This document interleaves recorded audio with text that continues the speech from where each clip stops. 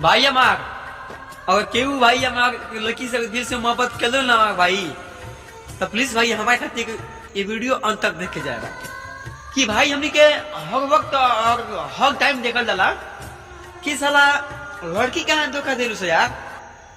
इस साला दिमाग में हमारा ना घुसला यार।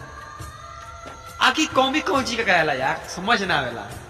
धोखा दे कहता हमारे भाई लड़का भी धोखा दे सकता सो, लेकिन लड़की क्या धोखा दिलू से यार, सोचो वाला बात नहीं खे।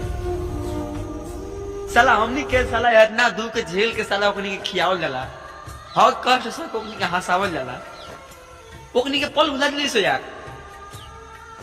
ओकनी खाती भाई जान भी देवे को पड़ेला, दुख सुख हंस खुशी सब बांटे के पड़ेला।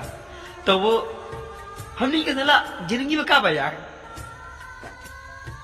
बाबू सोना कह के बतियावो, शाम के बाबा सुबह फिर झगड़ा, साला समझ ना आवेला यार। एटीट्यूड ज्यादा देलू से यार, हमके समझ ना आवेला। ओकनी के का कइला हमर भाई, का कइला साला जिंदगी में का रखल बा भाई। हंसी खुशी से कहा मर जा, ओके अलावा का बा भाई। भाई अगर वीडियो पसंद है प्लीज भाई वीडियो को लाइक शेयर कमेंट करो।